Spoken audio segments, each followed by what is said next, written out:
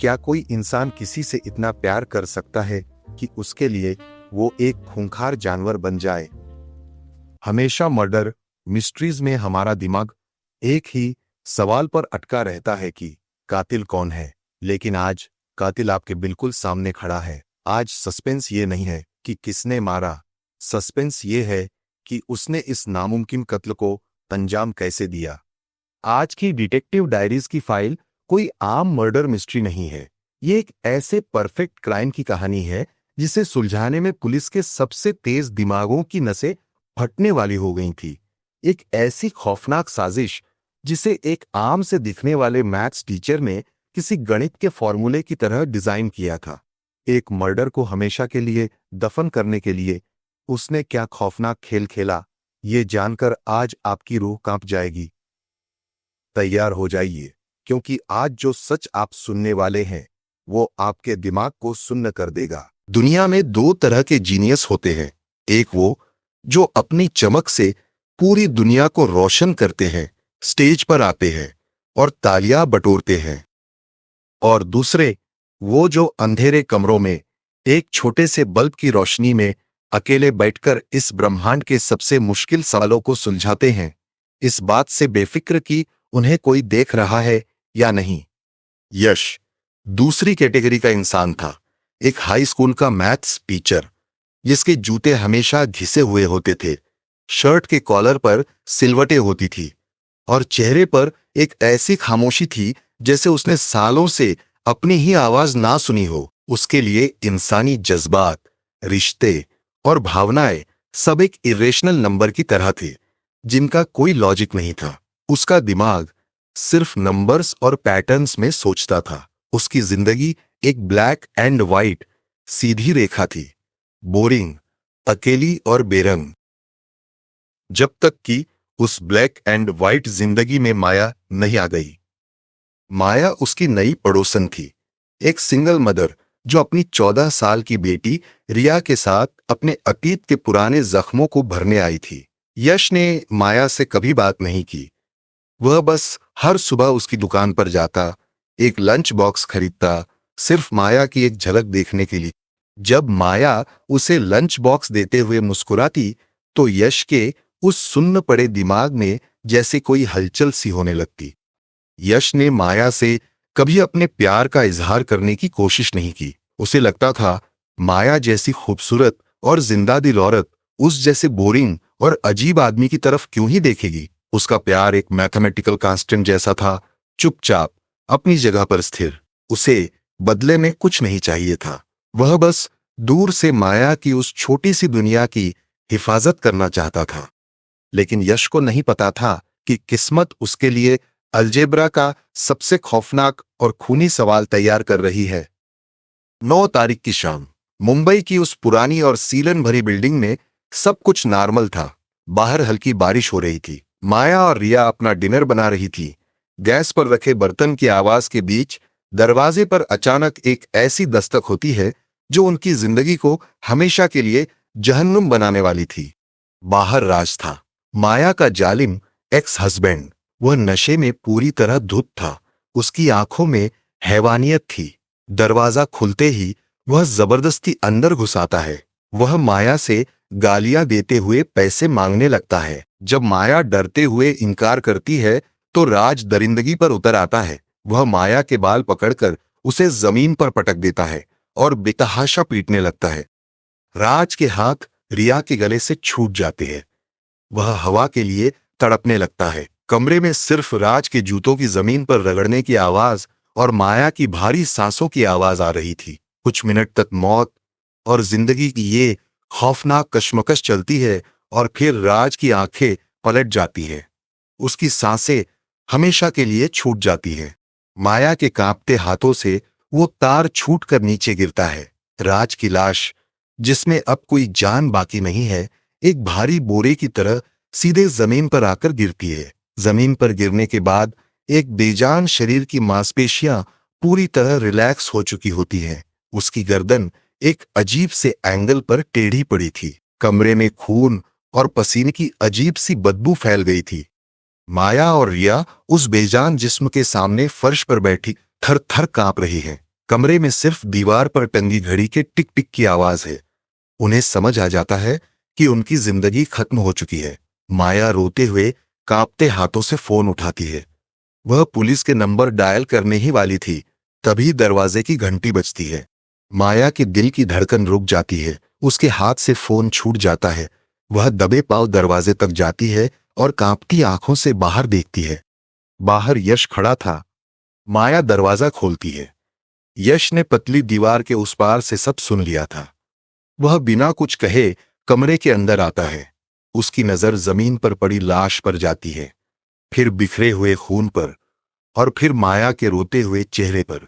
अगर कोई आम इंसान होता तो वो डर कर भाग जाता या पुलिस को बुलाता, लेकिन यश के चेहरे पर ना कोई डर था, ना कोई घबराहट। उसका दिमाग किसी आम इंसान की तरह रिएक्ट नहीं कर रहा था। उस भयंकर खौफ के माहौल में भी यश का दिमाग एक सुपर कंप्यूटर की तरह कैलकुलेशन कर रहा था।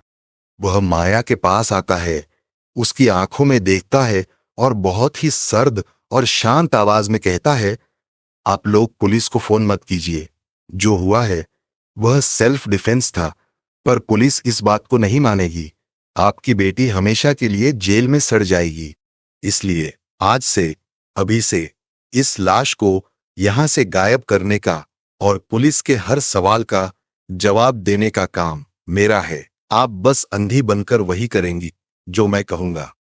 और यहीं से शुरू होता है क्राइम हिस्ट्री का सबसे बड़ा, सबसे कॉम्प्लेक्स और सबसे खौफनाक परफेक्ट मर्डर कवर अप। एक नॉर्मल क्रिमिनल क्या करता है? वह लाश को किसी गड्ढे में छुपाता है, खून साफ करता है और रोज इस डर में जीता है कि कहीं पुलिस उस तक ना पहुंच जाए। लेकिन यश ऑर्डिनरी नहीं था। उसे पता था कि राज माया का एक्स हस्बैंड है, इसलिए पुलिस सबसे पहले माया का ही दरवाजा खटखटाएगी। माया का प्राइम सस्पेक्ट बनना 100% तय था। इसलिए यश ने सोचा, मुझे लाश छुपाने से काम नहीं चलेगा। मुझे माया को एक ऐसी सच्चाई देनी होगी जिसे वो बिना डरे पुलिस के सामने बोल सके। एक ऐसी रियलिटी जिसे पुलिस क्रॉस चेक तो कर सके, पर लाख कोशिशों के बाद भी तोड़ ना सके। मुझे माया के लिए एक परफेक्ट अलीबाई बनाना होगा। यश ने आधी रात को माया के घर से राज की भारी लाश को घसीटकर अपने घर के बाथरूम में शिफ्ट किया। उसने माया और रिया के हाथों से खून साफ करवाया और उन्हें अगले दिन का एक एक इंस्ट्रक्शन दिया। अगले दिन यानी 10 तारीख की सुबह यश अपने स्कूल से हाफ डे लेता है। वह एक अलग शहर जाता है। वह एक पुराने रेलवे स्टेशन के पास घूमता है। उसकी पैनी आंखें भीड़ में किसी को ढूंढ रही है। वह किसी अमीर या जान पहचान वाले को नहीं ढूंढ रहा था। वह ढूंढ रहा था एक ऐसे इंसान को जिसका इस दुनिया में कोई वजूद नहीं है। एक बेघर, अकेला, बेनाम भिखारी, जिसको अगर आज इस दुनिया से हमेशा के लिए मिटा दिया जाए तो कल कोई पुलिस स्टेशन में उसके लिए आंसू बहाने या मिसिंग कंप्लेंट लिखवाने नहीं आएगा। यश की नजर एक कमजोर से आदमी पर पड़ती है। यश उसे कुछ पैसे दिखाता है और अपने साथ एक काम के बहाने ले आता है। उस रात यश उस बेघर इंसान को एक शहर के बाहरी हिस्से में बने एक सस्ते और गंदे से होटल में ले जाता है। अब ध्यान से सुनिए, क्योंकि यश का दिमाग यहां दो अलग अलग दुनियाओं को एक साथ चला रहा था। एक तरफ ठीक उसी वक्त यश के कड़े निर्देशों के अनुसार माया और रिया एक फेमस आइनॉक्स सिनेमा हॉल में पिक्चर देखने गई हुई थी। वह अपनी फिल्म की टिकट्स जानबूझकर काउंटर पर लोगों के सामने चेक करवाती हैं ताकि एंट्री का सीसीटीवी कैमरा उनके चेहरों को साफ साफ कैप्चर कर सके। सिनेमा हॉल के बाद वह एक भीड़-भाड़ वाले रेस्टोरेंट में जाती हैं और आराम से बैठकर डिनर करती हैं। चूंकि यह लाश बिल्कुल ताजा थी, फॉरेंसिक रिपोर्ट चीख चीख कर कहेगी कि मर्डर 10 तारीख की रात को हुआ है, और 10 तारीख की रात को तो माया और रिया पूरे शहर के सामने दर्जनों कैमरों की नजरों के बीच पिक्चर देख रही थी और खाना खा रही थी। यश ने सबूत नहीं बदले थे, उसने मौत का वक्त ही बदल दिया था। उसने एक कत्ल को बचाने के लिए समय के पहिए को अपने हिसाब से घुमा दिया था। अगले दिन शहर के किनारे बहने वाली नदी के पास वो कुचली हुई लाश मिलती है। पुलिस पहुंचती है। इंस्पेक्टर विक्रम, जो एक बहुत ही तेज तर्रार, सख्त और प्रैक्टिकल पुलिस वाला है, केस का चार्ज लेता है। होटल की रसीद और साइकिल से पुलिस बहुत जल्दी इस नतीजे पर पहुंच जाती है कि यह लाश राज की है। इंस्पेक्टर विक्रम जब राज की हिस्ट्री खंगालता है तो उसे राज और माया के बिगड़े हुए रिश्तों और झगड़ों के बारे में पता चलता है। उसका सालों का पुलिस इंस्टिंक्ट तुरंत बोल उठता है, कातिल कोई और नहीं, माया ही है। विक्रम अपनी टीम के साथ पूरे रौब में माया के घर पहुंचता है। वह सोचता है कि एक दो कड़े सवालों में ही ये औरत टूट जाएगी। वह अपनी कुर्सी आगे खींचता है और सीधा सवाल दागता है, माया जी, 10 तारीख की रात 9 से 11 बजे के बीच जब राज का बेरहमी से खून हुआ, आप और आपकी बेटी कहाँ थीं? माया बिल्कुल शांत रहती है। उसकी आवाज में कोई कंपन नहीं था। वह वही जवाब देती है जो यश ने उसे रटाया था, सर, हम तो उस वक्त आइनॉक्स थिएटर में मूवी देख रहे थे। फिर हमने रेस्टोरेंट में डिनर किया और रात 11:30 बजे घर वापस आ गए। विक्रम एक ताने भरी मुस्कान देता है। उसे लगता है ये एक घिसा पिटा झूठ है। वह अपनी जूनियर ऑफिसर को भेजता है और कहता है कि इस औरत के हर एक सबूत को क्रॉस वेरीफाई करो। लेकिन जब अगले दिन जूनियर ऑफिसर वापस आती है तो विक्रम के पैरों तले से जमीन खिसक जाती है। माया और रिया की आधी कटी हुई मूवी टिकट्स डस्टबिन में मिल जाती है। रेस्टोरेंट का वेटर कंफर्म करता है कि हाँ, दोनों माँ बेटी यही थी। उन्होंने शाही पनीर ऑर्डर किया था। रास्ते के 3 अलग अलग चौराहों के सीसीटीवी कैमरा में माया मूवी हॉल की तरफ जाती हुई साफ दिखाई दे रही थी। इंस्पेक्टर विक्रम फ्रस्ट्रेशन में टेबल पर जोर से मुक्का मारता है। एक क्रिमिनल लाख शातिर क्यों ना हो, अगर वह झूठ बोल रहा है तो उसकी कहानी में कोई ना कोई लूप होल छूट ही जाता है। लेकिन माया की कहानी में कोई गलती इसलिए नहीं थी क्योंकि माया का जवाब झूठ था ही नहीं। वह सच में 10 तारीख को मूवी देख रही थी, क्योंकि असली खून तो 9 तारीख को ही हो चुका था। विक्रम को समझ आ गया था कि उसके सामने एक ऐसी पहेली रख दी गई है जिसके सारे टुकड़े बिल्कुल फिट है, पर पहेली की तस्वीर पूरी तरह गलत है। इस चक्रव्यूह को तोड़ने के लिए विक्रम को एक ऐसे दिमाग की जरूरत थी जो पुलिस मैनुअल की किताबों से बाहर निकलकर सोच सके। और तब एंट्री होती है प्रोफेसर आर्यन की। आर्यन एक फिजिक्स प्रोफेसर था। वो कोई पुलिस वाला नहीं था, लेकिन उसका दिमाग किसी भी सुपर कंप्यूटर से तेज चलता था। जब विक्रम ने आर्यन को पूरा केस समझाया और बताया कि माया का एक पड़ोसी है यशो, तो आर्यन अपनी कुर्सी से खड़ा हो गया। आर्यन और यश एक ही कॉलेज में थे। आर्यन फिजिक्स का गॉड था और यश मैथ्स का बादशाह। दोनों एक दूसरे की बहुत इज्जत करते थे, लेकिन उनके बीच एक साइलेंट जंग भी चलती थी कि कौन ज्यादा स्मार्ट है। आर्यन को पता था कि अगर इस केस में द जीनियस यश इन्वॉल्व है तो ये कोई आम मर्डर केस नहीं है। आर्यन ने इस केस को एक पर्सनल चैलेंज मान लिया, लेकिन यश ने जो चक्रव्यूह रचा था वो इतना परफेक्ट था कि उसमें आर्यन जैसा तेज दिमाग भी गोते खाने लगा। आर्यन ने सबसे पहले माया के अलीबाई को तोड़ने की कोशिश की। वो खुद उस आइनॉक्स थिएटर में गया जहां माया 10 तारीख को पिक्चर देखने गई थी। आर्यन ने थिएटर के हर एंट्री और एग्जिट गेट का मुआयना किया। उसने स्टॉपवॉच लेकर टाइम कैलकुलेट किया। उसने सोचा शायद माया इंटरवल के दौरान चुपके से बाहर गई हो, कत्ल किया हो और वापस आकर अपनी सीट पर बैठ गई हो। आर्यन ने सीसीटीवी कैमरा का वो ब्लाइंड स्पॉट अंधी जगह भी ढूंढ निकाला जहां से माया बिना कैमरे में आए बाहर भाग सकती थी। आर्यन खुश हुआ कि उसने माया का झूठ पकड़ लिया, लेकिन जब उसने दूरी और वक्त का हिसाब लगाया तो उसका दिमाग सुन्न रह गया। थिएटर से मर्डर की जगह तक जाने, भारी लोहे की रॉड से कत्ल करने, लाश को ठिकाने लगाने और वापस थिएटर आने में कम से कम 3 घंटे लगते, और माया सिर्फ 15 मिनट के लिए अपनी सीट से उठी थी। आर्यन का पहला तीर बुरी तरह फ्लॉप हो गया। इसके बाद आर्यन उस सस्ते होटल में गया जहां से राज की लाश के पास वाली रसीद मिली थी। आर्यन ने मैनेजर से पूछताछ की। मैनेजर ने कहा, हाँ साहब, 10 तारीख की रात एक आदमी आया था, लेकिन उसने मफलर से अपना आधा चेहरा ढक रखा था और वो बहुत खांस रहा था। उसने रजिस्टर में अपना नाम राज लिखा और पैसे देकर कमरे में चला गया। आर्यन का दिमाग चकराने लगा। यश ने हर सबूत, हर गवाह को इतनी बारीकी से प्लान किया था कि पुलिस और आर्यन दोनों सिर्फ उसी रास्ते पर चल रहे थे जो रास्ता यश ने उनके लिए बनाया था।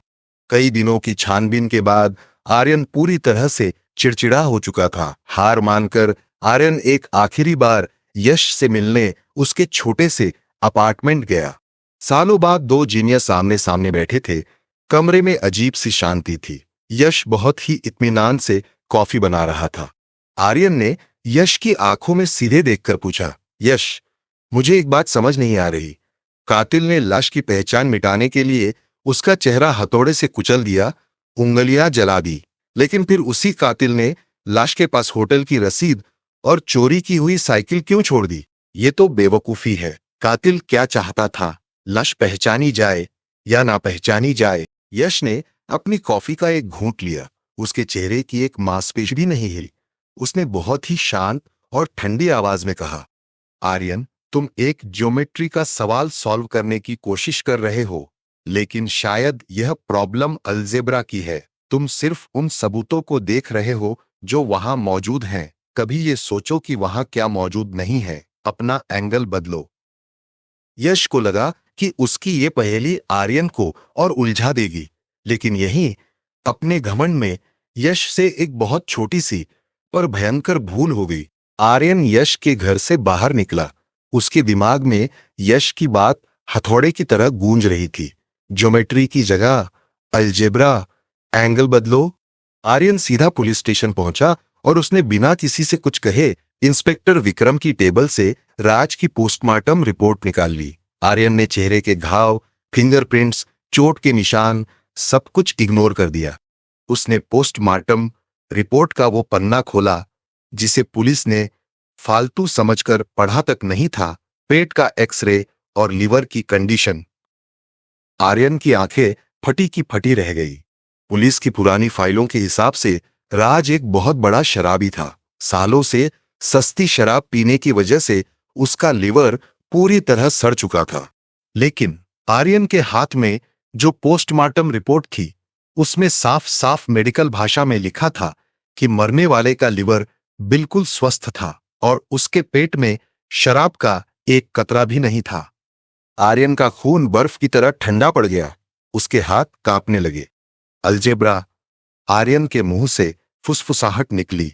अगर एक्स गायब है तो वाई की वैल्यू निकालो। यश ने कोई सबूत नहीं बदला। यश ने लाश ही बदल दी है।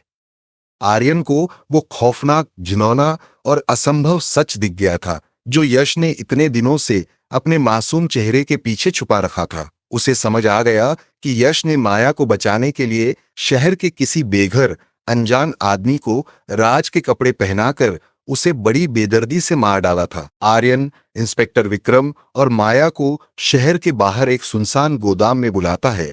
आर्यन की आंखों में गुस्सा और दर्द दोनों थे। वह भारी आवाज में कहता है, माया जी, आपने पुलिस से झूठ नहीं बोला। आप 10 तारीख को सच में मूवी हॉल में थीं, लेकिन खून 10 तारीख को नहीं, 9 तारीख को हुआ था। आपने राज को 9 तारीख को मारा था। विक्रम अपनी जगह से उछल पड़ता है। अगर 9 तारीख को खून हुआ तो फॉरेंसिक में 10 तारीख की ताजा लाश कैसे आई? आर्यन की आंखों से एक आंसू छलक पड़ता है, क्योंकि विक्रम, हमें जो लाश मिली थी वह राज की थी ही नहीं। यश ने लाश की पहचान मिटाई नहीं थी, यश ने लाश की पहचान बनाई थी। आर्यन पुलिस को यश का पूरा शैतानी मास्टर प्लान बताता है। यश को माया के लिए एक ऐसी कहानी चाहिए थी जिसे तोड़ा ना जा सके। उसने उस अनजान बेघर आदमी का कत्ल किया सिर्फ इसलिए ताकि वह माया के किए हुए मर्डर को टाइम के खेल में बचा सके। यश ने सबूत नहीं बदला विक्रम। यश ने अपने एक तरफा प्यार को बचाने के लिए एक नया खून कर दिया। यह सच सुनकर माया के पैरों तले जमीन खिसक जाती है। वह वहीं जमीन पर धड़ाम से गिर पड़ती है। वह जोर जोर से रोने लगती है। उसे सपने में भी अंदाजा नहीं था कि इस चुपचाप से दिखने वाले आदमी ने, जिसने उसे बचाया था, उसी ने उन्हें बचाने के लिए किसी बेकसूर इंसान की जान इतनी बेरहमी से ले ली। जब यश को यह भनक लगती है कि आर्यन उसके सच तक पहुंच गया है, तो यश अपनी आखिरी चाल चलता है। वह चाल जो उसने पहले दिन से सोच रखी थी। यश सीधा पुलिस स्टेशन चला जाता है और अपना जुर्म कबूल कर लेता है। मैंने राज को मारा है। मैं माया से ऑब्सेस था। मैं एक स्टॉकर हूं। राज मेरे और माया के बीच में आ रहा था, इसलिए मैंने उसे मार दिया। यश ने अपने घर में उस बेघर आदमी के खून के सारे सबूत, खून से सने कपड़े, सब पहले से ही ऐसे छुपा कर रखे थे जैसे कि उसने ही सब कुछ अकेले किया हो। यश ने सारा इल्जाम, सारा कलंक अपने ऊपर ले लिया। पर आर्यन जानता था कि सच क्या है। यश ने अपने ब्रिलियंट दिमाग, अपनी आजादी और अपनी आत्मा, सब कुछ उस औरत के कदमों में रख दिया था जिसने उससे कभी ढंग से बात तक नहीं की थी। आर्यन भागकर माया के पास जाता है और उसे यश का ये आखिरी बलिदान बताता है। माया की आत्मा अंदर तक टूट चुकी थी। वह उस एहसान के बोझ तले दब गई थी। वह भागती हुई पुलिस स्टेशन पहुंचती है और इंस्पेक्टर विक्रम के सामने फूट फूट कर रोते हुए असली सच उगल देती है। राज को मैंने मारा था। यश बेकसूर है। यश, जिसे पुलिस हथकड़ी पहनाकर ले जा रही थी, माया को सच बोलते हुए देखता है तो वह अपनी जगह पर पत्थर की तरह रुक जाता है। जो आदमी पिछले 15 दिनों से पुलिस के साथ शतरंज खेल रहा था, जिसके चेहरे पर किसी मासूम का खून करते वक्त एक शिकन तक नहीं आई, वह यश अचानक अपने घुटनों के बल जमीन पर बैठ जाता है। वह अपना सर जमीन पर पटकता है और फूट फूट कर एक जानवर की तरह रोने लगता है। उसकी चीखें पूरे पुलिस स्टेशन में गूंजने लगती हैं। वह इसलिए नहीं रो रहा था कि वह पकड़ा गया। वह इसलिए रो रहा था क्योंकि उसने माया को बचाने के लिए अपनी इंसानियत को मार दिया था, अपनी आत्मा नर्क में डाल दी थी। और आज माया ने अपना गुनाह कबूल करके उसके उस सबसे बड़े बलिदान को पानी में बहा दिया था। उसकी इबादत अधूरी रह गई थी। The devotion of suspect x. इस कहानी का असली मतलब तब समझ आता है जब आप यश की उस दर्दनाक चीख को सुनते हैं। यश कातिल जरूर था। उसने एक मासूम इंसान की हत्या की, जो किसी भी तरह से जायज नहीं है। उसे माफ नहीं किया जा सकता। लेकिन दिमाग आज भी इस सोच में सुन्न पड़ जाता है कि क्या सच में कोई इंसान किसी से इतनी मोहब्बत कर सकता है कि उसके लिए वह खुद शैतान बनने को तैयार हो जाए। लॉजिक और मैथ्स के रूल्स पूरी दुनिया पर अप्लाई होते हैं, पर इंसान का दिमाग जब इमोशंस और प्यार के दलदल में फंसता है तो सारे समीकरण, सारे फॉर्मूले फेल हो जाते हैं। आपका क्या ख्याल है यश के बारे में? वो क्या था? एक खतरनाक जीनियस, एक साइकोपाथ, या दुनिया का सबसे अकेला और बदनसीब आशिक? मुझे कमेंट्स में जरूर बताएं। आज की डिटेक्टिव डायरीज यहीं क्लोज होती है। अगर इस कहानी ने आपके दिमाग की नसें हिलाई है तो वीडियो को लाइक करें और चैनल को सब्सक्राइब करें। मिलते हैं आपसे नेक्स्ट केस में।